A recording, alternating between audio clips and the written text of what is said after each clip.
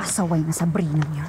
Sa lahat ng tao, siya pa pala ang nangkukulam sa akin. Kapatid ko siya, look. Ate niya ako. Ay, lady, relax ka lang. Okay? Iproseso muna natin to bago makausapin yung kapatid mo. Ano bang kailangan i-process? Look, kinulam niya nga ako. Ikaw nandun ka. Nakita mo lahat ng nangyari sa akin. Gets ko yun. Pero kung siseramunan mo siya ngayon na habang galit ka, mas lalo lang kayong hindi magkakaintindihan. Gusto mo magpa-sweet ako sa kapatid ko na nangkulam sa akin? Lady, ang sinasabi ko lang, ikausapin mo siya in a calm way. Kasi pag lagi kang galit, may tendency na ma-offend lang yung kausap mo kaysa makinig sa'yo. O diba ikaw rin naman, ayaw mong sinisigawan ka? Siyempre. Lalo na kung wala naman akong ginagawang mali, para ma-deserve kong sigawan. Okay. Lady, uulitin ko gets ko na galit ka. At gets ko rin na may karapatan kang magalit. Pero hindi ibig sabihin nun na pwede tayong magpahiya ng ibang tao. Okay?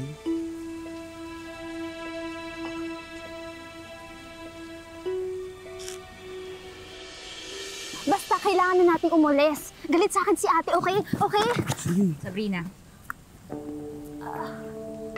Ate. Ate ba talaga ang tingin mo sa akin matapos mo kong kulamin? Kasi naman ate. Ano pang idadahilan mo kahit ano explanation mo? Mali ang ginawa mo, Sab. Hindi ko nga maintindihan kung paano mo nagawa sa akin yun. Lady, pakinggan mo muna yung sasabihin ni Sab. Ate, sorry na. Nagawa ko lang naman yun kasi gusto kong maramdaman mo yung feeling na kinokontrol ng iba yung life mo. Kasi sobrang controlling mo eh. Super duper protective mo. Yung gagawin ko kailangan may approval mo. Tapos beast mode ka palagi. Pero gets ko naman na mali yung ginawa ko. Kaya nga stop na eh. Scared lang naman ako na ibalik mo sa akin yung kulang. And narinig ko yung sinabi mo kay Madam. Sabi mo, worried ka na madamay ako sa kulang.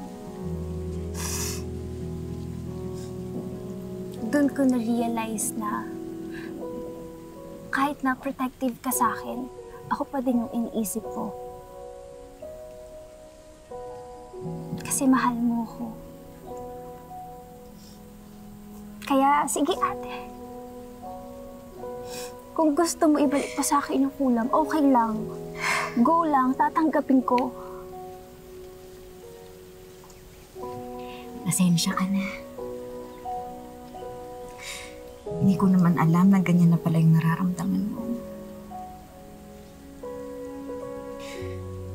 Sorry kung masyado kang nasakal dahil minamanduhan kita sa lahat ng bagay.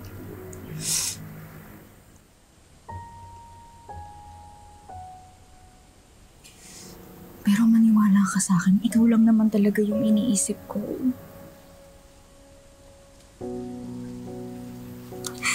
Tsaka, Diyos ko, napipressure ako kasi ako na lang ang natirang guardian mo. Wala na si Mama, wala na si Papa. So, akala ko tama yung ginagawa ko. Pero sorry. Mahirap nga namang maging puppet. Sorry kung kailangan mo pa akong kulamin para ma-realize ko yun. Hindi pa nga ako natauhan agad. Promise. Aaralin kong baguhin. Hindi na ako magiging controlling para hindi ka nasasakal.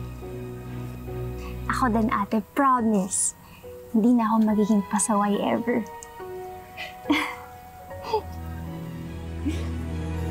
Sorry ate.